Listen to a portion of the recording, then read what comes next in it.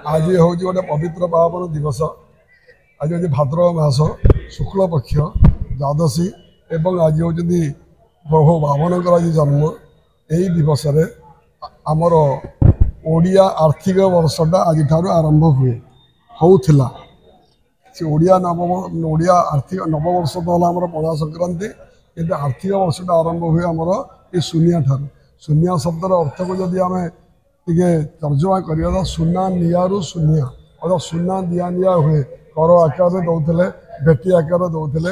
आज तार गजपति महाराज नूतन अंक प्रचलित एवं से ही अंक अनुसार ये वर्ष पर्यंत जिते छुआ पिला जन्म हे से समस्त से अंक और से साल आमर रज ठारू महाप्रभुंर आशीर्वाद समस्त प्रजामंडली सुख रहतु स्वच्छंद रहतु यही कामना करी गजपति महाराज सकालू आज पवित्र लगी देवार्चना कले एवं आज यही श्रीनगर ईशान्य कोण में शुभ खुंटी आज अनुकूल होती। परिशेष आपण भी देखिले सिंहासन उपर आज आमर राजनीति करागला। आमर विभिन्न प्रकार द्रव्य आज गजपति महाराज को लगी करागला। तादे भूमि दीप फल दुर्वा पुष्प गोरोचन इत्यादि इत्यादि द्रव्यमान दिगला एवं आमर गोटे 32 माड़ सुना लगी विधि अच्छी आप देखिए सब सुना चकी लगी करा। आज गोटे विशेष नीति है ये राणी पाटमहाराणी आज प्रथम गजपति की भेटी प्रदान करपर आमर अन्य जो मैंने रहिले पारिषद वर्ग रहिले 16 करण रहिले तड़ु करण बेहरा करण इत्यादि इत्यादि ये समस्त आज भेटी प्रदान करती। आमर जो गजपति माहल सब थिला से माहल रू आज आसिक भेटी प्रदान करती कर निर्धारण हुए कर धार्य कर दि जाए। तेणु से परंपरा आबहमान काल बंचिकी अच्छी।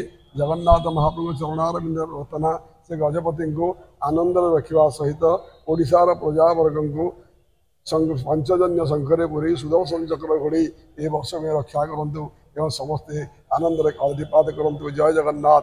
आज हूँ पवित्र शून्या तिथि भाद्रव शुक्ल द्वितीया द्वादशी तिथि एवं आज महाप्रभुंकर बामन जन्म अनुष्ठित होता बेले श्रीनगर में गजपति उत्कलीय गजपति परंपरार नूतन राजकीय वर्षर आज ठारू आरंभ होता है जहाँ को शून्या कह जाए।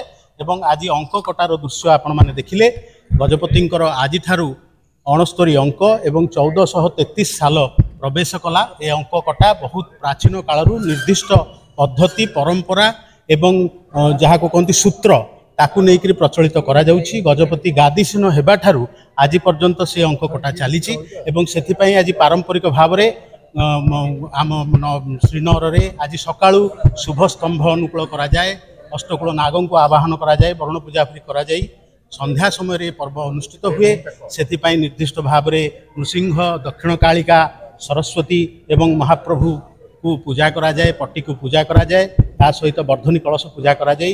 गजपति विजय करती गादीसीन हुंती एवं आज अंक कटा जाए। जो फौदार अच्छा आमर सेवक करण माने नूतन अंक जहाँकि अविध आकार रे स्वतंत्र स्वर्ण मुद्रा विभिन्न देवादेवींकर नाम रे गजपति श्री मस्तक राजगुरु स्पर्श करिथांती एवं आनुष्ठानिक भावे गजपति नूतन राजकीय वर्षर घोषणा करिथांती जहाँ आज ठारू आरंभ होला।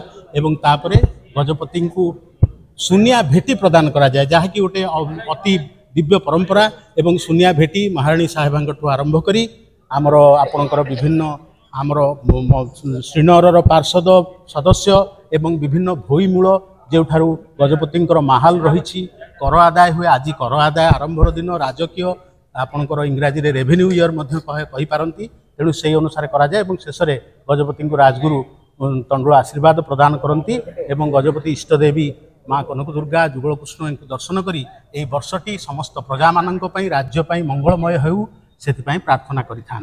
धन्यवाद।